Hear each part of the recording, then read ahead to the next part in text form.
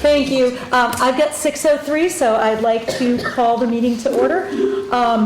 This meeting is being recorded. If anyone is intending to make an audio or video recording of this meeting, they should notify the chair at this time. Okay, so I'll open with a roll call. Jason? Yes. Michael? Here. Jeannie? Yes. Paula? Yes. Lucas? Yes. Mark? Yeah. And I'm here. All right, next item on our agenda is public participation. Okay, seeing none. Do I have a motion to approve the minutes of February 25th? So moved. Second. Okay. Paula? Can I make one edit to them? Sure. They state that we have been using E&D as part to partly fund our budget for the last 10 years. We only used E&D last year, and now this year. Over the last 10 years, we've used E&D to maintain our buildings and chip away at our capital plan. Okay, so you want me to just say for the last?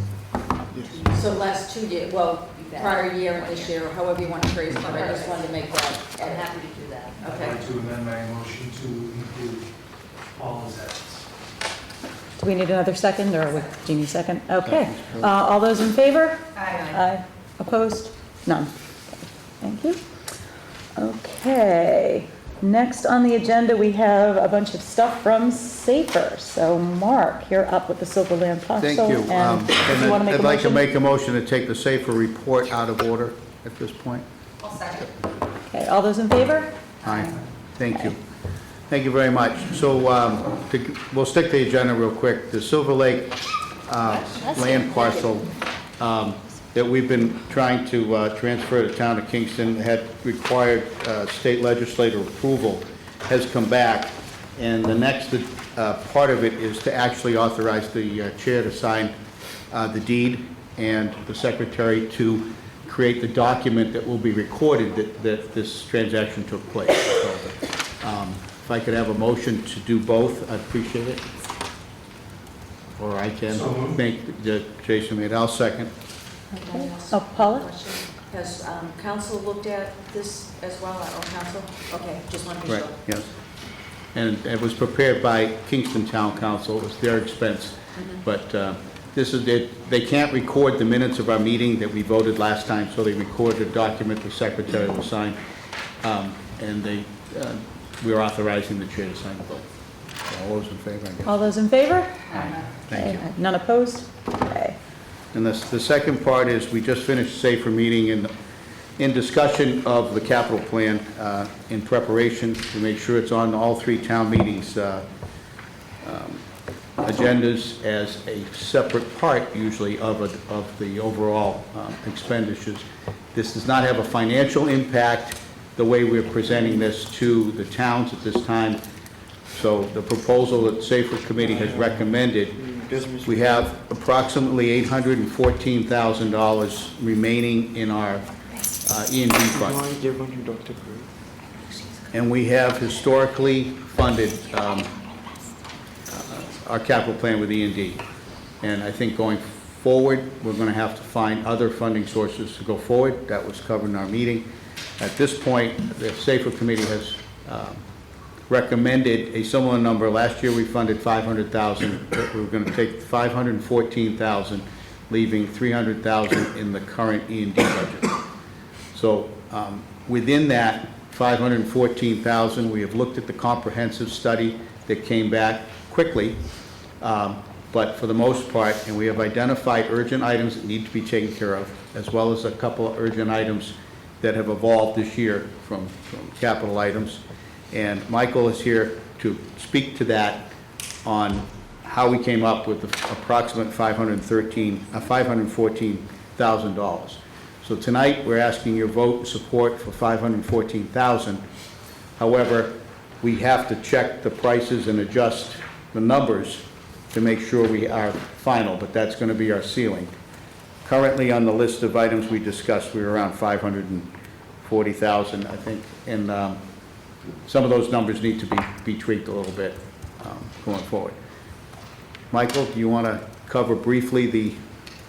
Yeah, so the part of that capital plan is based on the facility assessment, and we're going to concentrate at first on anything safety, ADA, or code-related issues that we can do. But like Mark said, we just need to verify those numbers for sure, but we're going to start there on that part of the capital plan. Does anybody need any more specifics on what we discussed that wasn't at the SAFER meeting? I have one quick clarification question. You mentioned 514, which I think is the right number, but then you said 540. Is that? Right now, with the numbers, the items we've identified as needing attention, total about 540,000. Okay. But we have to go back and look at the numbers, particularly some of the items that are from the study might be able to be done cheaper. We haven't gone out to bid. They were done based on an estimator that was very conservative. So we feel comfortable, we've got a list, but, and we could list those items that we discussed as examples. We have an envelope of 200,000 that we put into general repairs. We have 32,000 for carpet. We have a 2005 vehicle that needs to be replaced, a Kubota, for example. There's a lawn tractor that's 2004, 20-year-old items that at this point need to be done. And roofs, evaluations and minor maintenance on both buildings here. So all that's incorporated. Paula? Thing. We're still refining, Yes. and as Mark indicated, we're waiting for some more numbers and looking at, perhaps the administration building bathroom is experiencing some issues. So we will come back with a more concrete list and share that as our traditional capital plan we always do with the full committee. But to give a number tonight, to say this is what we'd like to take out of E&D and spend this fiscal school year, this is what we're looking at, is the 514. Thank you so much. Sorry, Right. I misheard myself say 15 versus 50 today, and it was that kind of same. Yeah. So, thank you. Does anyone, Jeannie? Mark, is there a timeline, or because if we were to make this vote tonight, the 514 out of E&D, does that just mean that it will get done in the timeline that's determined by the administration, or is this something that, in the event that there's something catastrophic, I know that we had talked about how much we were using out of the E&D, Right. that it can kind of work throughout the school year, just to make sure that we're covered on both ends, or is this something that's typically done before the next school year begins? We discussed that. The 300,000 that we have left wouldn't even cover like one big air conditioning unit. So our towns have given us a verbal pledge that they'll back us up if we need help. But on the other hand, we also, as we march through our $514,000, we're not going to spend it all on the first day of the school year. So we would come back to the full committee and say, instead of buying this, we're going to buy that if we have an emergency. That gives us a little bit of flexibility to be able to solve problems, as we're marching through the year. That was my question, thank you. Thank you. Any other questions? Okay. So, Mark, we need to get a motion. Motion for $514,000 for the capital plan So from E&D. Do I have a motion? I'll motion that we take $514,000 from E&D to spend on our capital plan items. I Jason? will second that, with the caveat that we notify the three towns of our intent to use it to fund the capital plan. Which is the requirement. Any further discussion? All right. All those in favor? Aye. Perfect. No Thank you opposed. very much. Thank That pretty much covers the SAFER, other than tell you we have a meeting on April 10th, and we can give you some more fine numbers at our next meeting. Thank you. Thank you so much.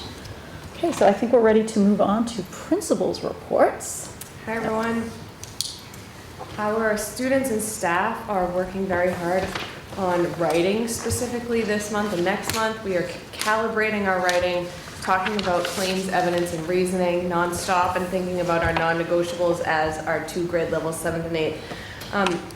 In other news, student activities, we do have my favorite activity of the year, the student versus staff basketball game. That is on March 20th at 5 p.m. If anybody wants to come, you are more than welcome. That's all I have this evening.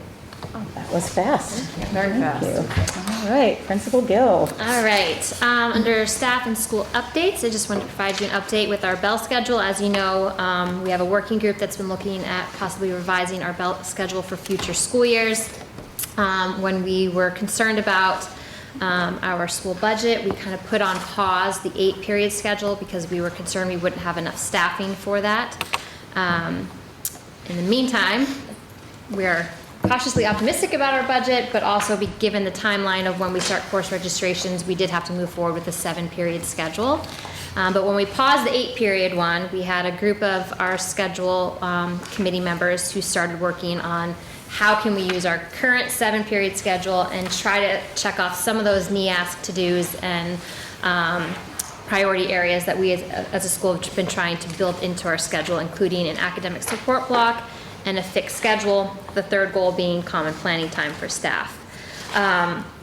So we do have, there's a sample schedule in the shared folder for you tonight where we believe we can try to build in 2 academic support blocks throughout the week and have a fixed schedule for students. But obviously, change can on paper looks one way, but in practice looks another. So I'm asking you for your permission tonight to run potentially 1 or 2 trials during term 4. One would be using the proposed schedule that's in the shared folder. The other would be using our existing advisory schedule, so that would be a shorter academic block, but you may be able to hold those more frequently. And we would like to test those out in April to get a feel for the timing of things. We would have to work with some of our IT support programs and platforms to make sure that we can schedule kids into the right academic support blocks, and just maybe learn like what are the challenges or what are the hurdles that we need to clear before we could hopefully implement it school-wide for a full school year. We would run it in April and May, of course, around MCAS testing, so it wouldn't conflict with anything like that and our other spring activities. But we would potentially run the one that's in your shared folder for 2 weeks, possibly 3, and then we would do our advisory the rest of the term. Worst case scenario, we have some academic support blocks the last term that could help our kids finish the school year strong and get them ready for their final exams. Best case scenario, we figure out what works and we may be able to implement that moving forward, pending successful negotiation with the union. We have been working with the SLEA, so we do have their blessing to run a trial this spring, but I would want your blessing as well. Motion to accept the trial to run the schedule. Is there a second? I'll second. Questions, discussion? So I'll just add in a couple of 2 cents. So we're actually piloting this in Norwell this year. So A drop 2? we just do a the drop. legal We talked about doing a drop 2, and there were a lot of concerns about equitable class meeting time over 180 days, and we found out there was like almost a week's difference discrepancy with some. So if you ever want to casually chat, not Yeah, with my school absolutely. committee role, but just as a colleague. Careful, we might invite you to our next schedule. Yeah, and I'm on our scheduling committee now That'd be great. too. Yeah, So, thank you. yeah, it's been pretty good overall. Yeah, Though. The kids yeah. love it. Good. That So- academic support block, you mean, right? Yeah. Yeah. Great. Thank you. All right. Any other, Jeannie? Just a comment, Mhm. I love that the schedule's on the back of their school ID. I think that that's very helpful. Even as a parent, might know, like, oh, that's what they're The doing. staff members have it too. Yeah. Something like this, I mean, I'm looking at it, it all looks like rocket science to us because we're not the ones living Yes, every day. But I yes. would hope that something like, if it were going to be rolled out, that even at the end of the school year, that the kids are advised when their time is. Absolutely. It would be presented to them in a way that they understood it, clearly communicated to families as well in advance, and plastered everywhere so they know where they're going. And we can also set Power School, so when they open up their app, it tells them where they're going next. So, yep, for sure. It's a confusing schedule now, so a fixed schedule would be fantastic. Yeah, Kids don't have a problem with it. you get used to it. Okay, so we have a motion and a second. Any further discussion? Okay, all those in favor? Aye. Great, thank you. And then as we continue to explore potential revenue sources, our athletic director has been working with the company Huddle, where if you're not familiar, if you don't have a student in athletics, we have cameras everywhere and they record our games so you can watch them from home. It also allows coaches to go back and review footage with the teams. But the company is now offering schools the opportunity to incorporate corporate logos as you watch the film or as you watch the game from home, as a form of advertising, with the potential for schools to make money off of that. So he's looking to establish a new revenue stream to support our athletic programs. With your permission, we would begin the process of finding local sponsors with the goal to have this in place for the start of the 25-26 school year. Of course, any companies that we worked with or any ads would meet district policy and wellness guidelines. Jason? So just being familiar with some of our policies on advertising is if there's any like messaging, it's supposed to be pretty directed to the school committee. In terms of logos, I think it would have to be, like Principal Gill stated, in line with our mores as a school district. But I don't necessarily think that we would have to oversee the approval of every single logo. But I would just caution us to tread lightly. We could also, to help with that, if we could present them ahead of each season, maybe, would that be? Yes. Yep. Absolutely. Yep. Like here are the fall sponsors for approval. Absolutely. I think that would be a wonderful Yep. plan moving forward. Definitely do that. My only real concern, other than what Jason brought up, how big a logo, like if we get a video, you know how some ads are huge and cover everything, are we talking, do we know Yeah, there's, roughly? I Or? think in your folder, there's a sample, I believe.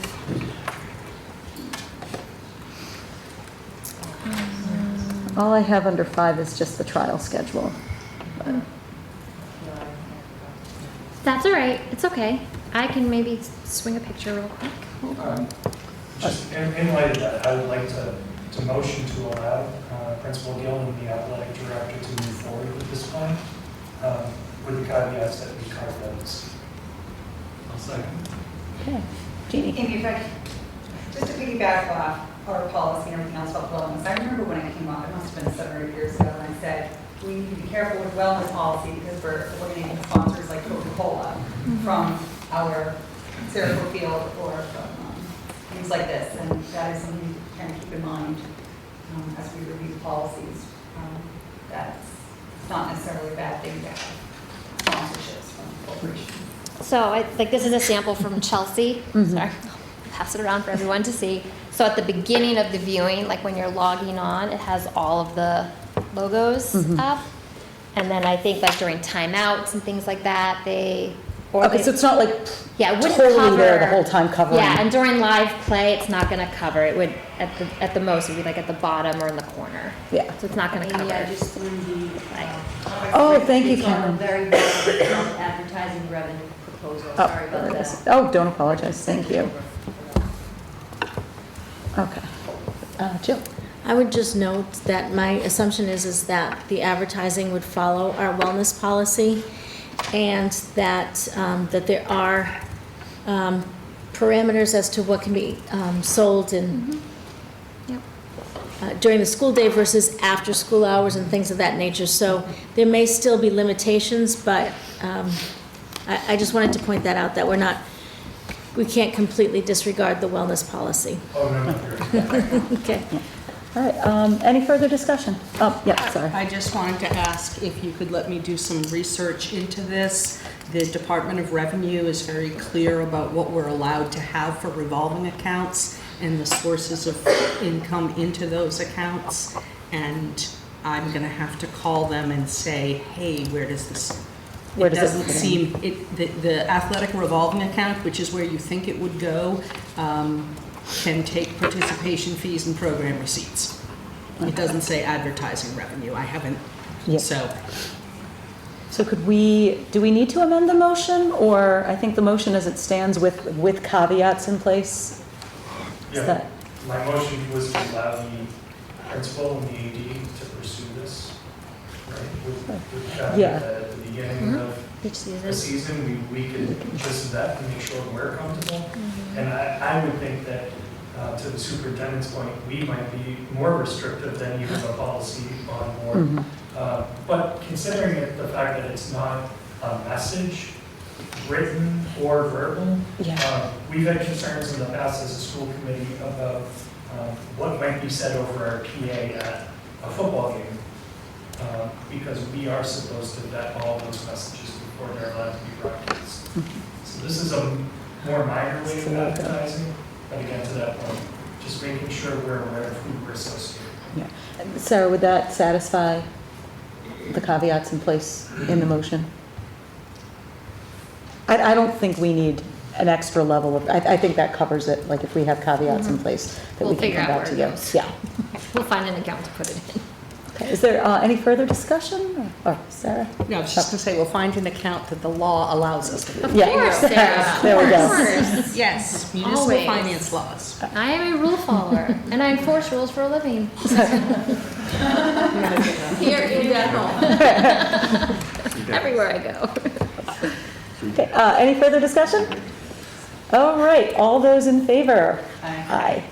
Thank you. And our student council officers and representatives are down in Hyannis for a 3-day student council retreat. So you're stuck with boring old me and not the fun student updates, but they're gonna have lots to update you on in April, including our upcoming Spring Spirit Week and Pep Rally. So thank you all. Thank you so much. It's fun.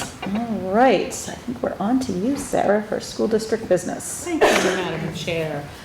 For the financial report that was in your folder, the process that I go through when I prepare for the meetings is I go through the financial report and I make a note of anything that is worth talking about, and I put it in my notes, and then I go back and I highlight it if it's new, and I didn't talk about it already. And on my list for tonight, I do have a lot of things that I've already mentioned, and so I would like to know if you want me to repeat them, or can I just skip to the what's new? I'm fine with what's new. How about the rest of us? Okay, Yep. I think we're good. So on the financial report on page 12 through 14, the special ed costs, there's a lot of moving parts, and the special ed bookkeeper maintains a separate spreadsheet tracking special ed contracted services, tuitions, and transportation costs. Those three expenditures are paid for out of the operating budget and the 240 grant. The spreadsheet that she provides to me for each meeting, which was updated today, shows an overall surplus at this time. Were there any questions about the financial report? Motion to accept Sarah's financial report is presented. Second, question. Okay, go ahead and ask. Are we expecting the surplus to continue through the school year? Those costs have been secured for any tuitions and transportation for our students from now until the end of the school year. However, we do have some unbudgeted costs with regards to students going out of district this year that are contained on another sheet. So I did note that on this particular sheet, that yes, we have a great chunky little surplus there, but we also have to consider the unbudgeted expenses that we're going to incur on the other sheet. Thank you.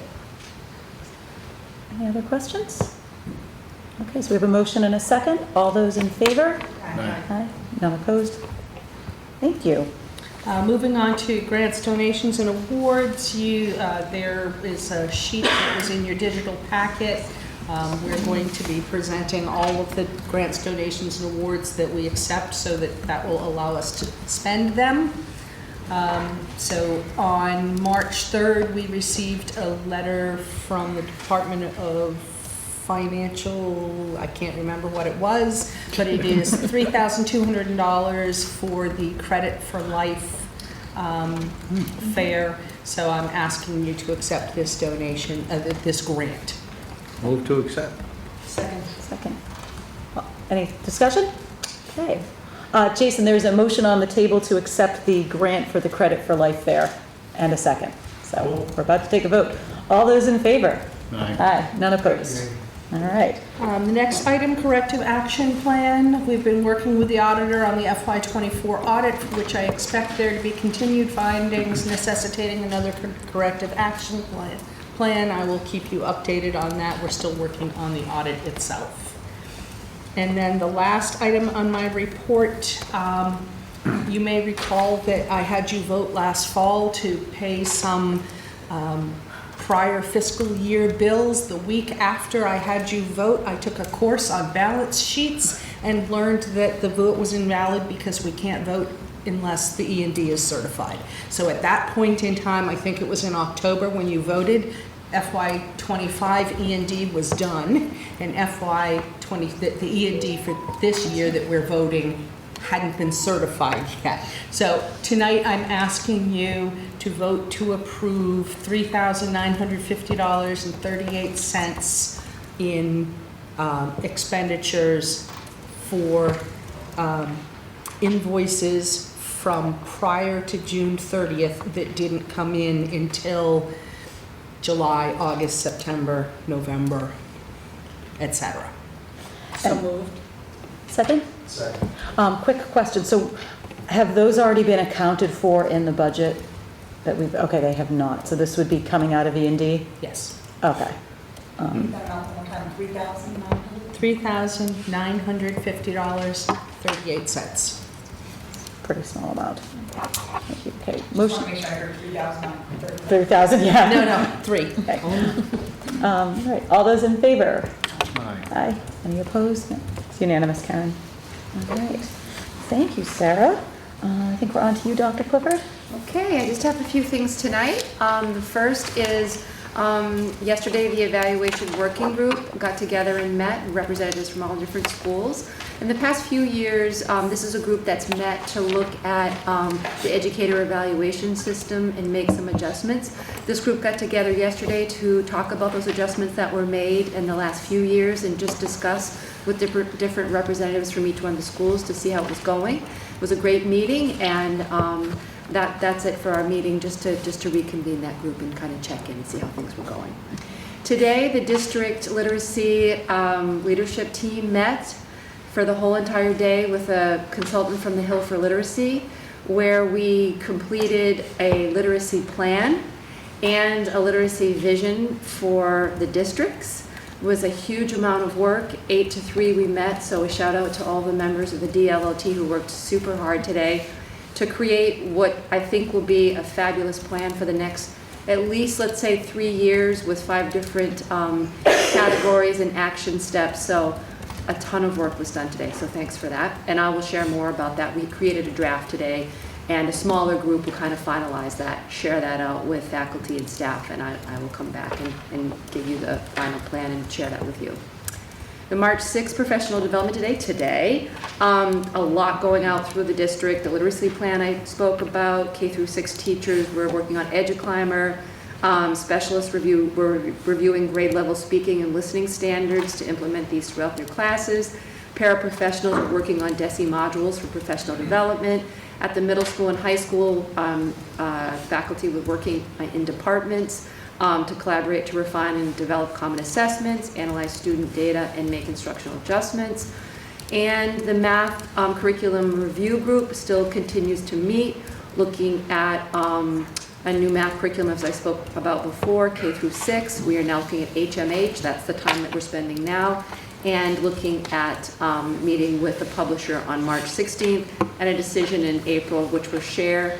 Grade 7-8 is also looking at new curriculum too. Tiered Focus Monitoring Survey. A survey went out to, I think it was either went out or is going out to families, faculty, staff, and students in grades 7 through 12. This is part of our tiered focus monitoring that needed to happen, where we send out a survey to ask about people's perceptions on participating in things. Do they feel like they're included to participate in extracurricular activities, and their thoughts about that. So we'll collect that data, a small team, where we'll analyze that, share with the building principals, and use that to help inform any changes that we need to make sure that we're including people in extracurricular activities and other programs at the school. And the last thing is a progress report update. On April 10th, there'll be a progress report update provided to the Joint School Committee. This presentation will provide an update on the strategy for district improvement accomplishments, and will include information regarding current student achievement assessment data obviously at Silver Lake, but there'll be a piece to that will be K through 6 too. So it will be a comprehensive sort of update on SDI and achievement data. That's all. Thank you. Does anyone have any questions for Dr. Clifford? And we don't need a vote for that, do we? Okay. All right, thank you very much, Dr. Clifford. Dr. Crew. So in your packet tonight, you will find two versions of the same proposed calendar for the 25-26 school year for school committees. I'd like to ask you to take a look at the potential Silver Lake Regional School Committee dates. They are under the blue section, and then on the other view, you'll see them laid out on the calendar view in blue as well, and their relation to other meetings in our district, other school committee meetings. If you could please take a look at that, and if possible, a motion to approve that schedule so that we can begin planning for the upcoming school year. So moved. Second. Any further questions? Okay, all those in favor? Aye. None opposed. Thank you. The second item, I'd like to ask the chair to recognize our business director, who has provided new language for the budget that you voted the other evening. I believe it's in the packet as well. And it's a Google Doc, folks, not a PDF, so that helps you find it. Sorry about that. No, that's actually easier for me. Just to explain, there is the number $45,246,684, and that's the number that Silver Lake needs to spend for next year. And then if you consider the other amounts to be the buckets that we're going to spend it out of, and so that's the operating budget, $40,644,440, the circuit breaker reimbursement, $2.5 million, anticipated grant and revolving account of $1,033,000, and then $1,069,244 of excess and deficiency. And that $1,069,244 was missing from the total. We had talked about using it, but I didn't have it in the total, so I just need this revoted to authorize so that we can spend the full amount. Okay, do I have a Just a motion? question. Clarification question, that's where that 44 million was, that was less the 45, that was less the 1 million that you're saying was not included in the total? The first 44 million that we're looking at, like the Yes. presentation? That we're voting on. And then, does this change in any way the amounts that provided to the town? So ultimately what happens is the $1,069,000 of E&D that offsets the budget is subtracted from the original amount before the assessment, and then the remaining amount comes up from E&D, comes off as revenue for the assessment. So the total amount that was discussed comes out of the budget during the assessment process, but just in 2 steps now. And I apologize about that. But net the numbers are the same, Yes, the resulting numbers are the same. yes. Yeah. Is that what you were going to say too, Yeah, I Jason? just wanted to clarify, the assessments that Sarah sent out to us on Friday are not changed by this. This again was just my attempt to share with Sarah and come up with the language in time for other committees and other town committees to have a number from us, and this is just to make sure that we're doing it the correct way. You need a motion for it. Do we need the motion read? It needs to be read just like this. Okay. Make it all legal. All right, so can I get a motion from somebody? Who can see it best? They can I read. will move that the Silver Lake Regional School Committee approve $40,644,440 as the fiscal 2026 education budget, the operating budget, and further that the total appropriation of $40,644,440 is in compliance with the Education Reform Acts of 1993 and recommended by the Superintendent of Schools. And further, the school committee directs the superintendent to allocate the following additional funding sources, which total $4,602,244. Fixed year 26 anticipated circuit breaker special education reimbursement of $2.5 million, and anticipated fixed year 26 grant and revolving account funding totaling $1,033,000, and $1,069,244 of fixed year 24 excess and deficiency funds. The final approved expenditures for the schools will be $45,246,684. Additionally, $260,243.40 of the fixed year 24 excess and deficiency funds will be used as revenue to offset the assessments to member towns. we have a second? Quick clarification, it's fiscal or fixed? Okay. Fiscal. I think it's fiscal year, but you were saying fixed. Sorry. No, I don't apologize, I just wanted to make sure that like we were doing everything Sorry. legally, so, I okay. just said I was 24. So, we've got a motion and a second, any further discussion? All right, all those in favor? Aye. Okay, and again, it's unanimous. Okay, and Dr. Prue, do you, we did the, Yeah, I think I we've done have no everything. other items for this evening. Okay, so I think we're on to special committees, SLEA, you're up. Hi, everybody. I just want to say a huge thank you again to the school committee for your work to get the budget approved and without us losing staff, student-facing athletics, extracurriculars, and things like that. So thank you very much. I also wanted to let you know that on Tuesday of this past week, we had the Red for Ed stand out, and that was nationwide, statewide, nationwide, where educators stood out and walked in together wearing red on Tuesday to help support public education and raise awareness, support our students. And just how important our public schools are to our communities. So thank you to all of my colleagues who showed up. And we just wanted to let you know that it went very well. We had about 100 staff members in between the middle school, high school, and Silver Lake Integrated Preschool. So we had participation across all of our campuses. So thank you all. Thank you. CTE. No update. Updates. I don't have anything from Gordon on correspondence. Legislative agent. So I was happy to support a bill that was put forth to the U.S. Senate titled No Cuts to Public Ed, which would make the current fiscal year funding from the federal government the floor moving forward. But that's kind of a baseline expectation of what we would like to see from the federal government, still leaning in very heavily to our promise to the American Children and Teachers Act that would fully fund IDEA, but also fund Title I, and also leaning into the full fund IDEA Act, which is being reintroduced to both chambers again this legislative cycle. But I am pivoting away from DC and back to Beacon Hill. Just with that in mind, I want to remind and caution everybody not to react to all of the noise that's coming out of DC. Some of it is meant to be a distraction, some of it's legitimate, and you can see that U-turns are made pretty rapidly right now from some standpoints that are taken. So I know people are freaking out right now about the potential dissolving of the Department of Education.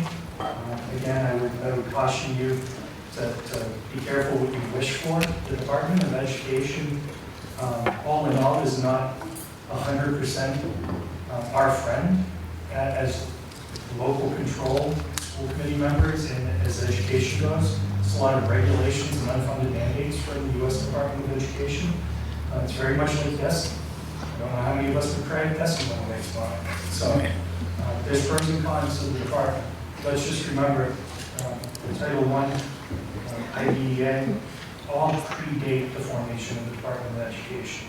So those funds aren't at risk even if the department does get dissolved. And again, a lot of this is just rhetoric and a distraction to keep our blood pressure high and keep our eye off the prize. So focusing back on Beacon Hill, still would encourage all of you to continue to reach out to legislators to try and get increases in the Senate and the House versions of the budget. Any of those funds above and beyond what we base our budget on here will flow back into E&D for next year, so we can start weaning ourselves from using E&D towards our operating expenses. I'm looking right now at an interesting bill that would change the shift in the amount of funds that are expected on the local side from the state side. But again, there's so many bills right now that I'm working with. I don't want to list them all out for you. But work is continuing. Cohesive groups are formed and pushing in the same direction. And hopefully we'll have some good news for you when the Senate Ways and Means and the House Ways and Means budgets come out, which should be happening pretty soon for the House side. I expect it in the next 2 weeks. Thank you so much. Does anyone have any questions? I'm just wondering what percentage of towns, I know that obviously around here it's very busy, but our facing overrides right now, you know? So, don't have a hard and fast number for you, but there are several towns on the South Shore who are definitely committed. There's still a couple that it's up in the air. And as a percentage of their budgets, it varies quite drastically between towns. So I don't have a hard and fast number. It's more than last year, which was a high water mark since 2008 fiscal crisis. Plumpton is still on the bubble of whether or not we're going to need one. We're still planning about $200,000 that we think we can figure out to avoid one ourselves, but we're that close to one. Thank you, Jason. Negotiations. Okay. All right. PAC's March meeting was canceled because there wasn't enough on the agenda, so nothing to report there. Policy. I would appreciate a motion to waive the actual reading. So moved. Second. Second. Thank you, Paula. All those in favor? Aye. Okay, Any that's questions unanimous. about any of these policies? Go ahead, Joe. I would just note that ACAB and ACAB Title IX should be withdrawn from this list because we are following the 2020 Title IX regulations. Sorry about that, it's on here, I just didn't want to. That's something we discussed with Joyce, so.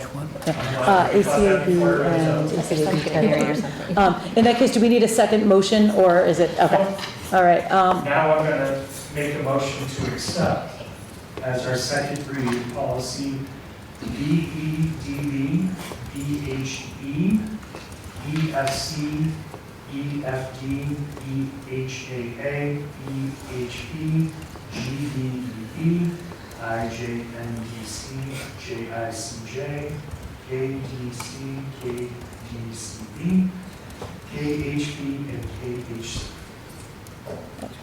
Do we have a second? Second. All right, all those, any further discussion? Okay, all those in favor? Aye. Okay, Safer, do you have anything else, or are we Nope. out of order? I covered Okay. everything. Treasurer's report, which I think is also you, or, Do we have anything? We are currently between warrants, so the meetings are out of sync with the warrant cycle. There will be a warrant that goes out for digital signature, and I don't know the exact date. I think it's in 2 weeks. okay. Thank you, Sarah. That's it. Okay, Union 31, There's going to be a meeting on April 10th, and it's going to be at 6 p.m. with the regular meeting following that at 7 p.m. okay, thank you. Later, so, That's school choice. and that That is is school choice hearing. but not until 7 p.m. Okay. Thank you. Same night. All right, and bill schedule? I just gave it to you. Yep. So, All right, awesome. Okay, folks, I think we're getting to the end. All right, so April 10th is our joint Silver Lake and Union 31 meeting and our school committee meeting. So And do the I? safer meeting. Anybody wants to come? And the safer Madam meeting, Chair, I yes. just wanted to let you know I won't be here because I have parent-teacher conferences that Which means I don't know, mine are the same night too, or, yeah, so we're down 2 people. I won't have any of those. I think we should still have a quorum though if everybody else is here. All right. Do I have a motion to adjourn? So moved. Second. Do we need a roll call to adjourn? Okay, all those in favor? Oh, question or? Okay, aye? All right, we're adjourned. Wow, that's a record. That's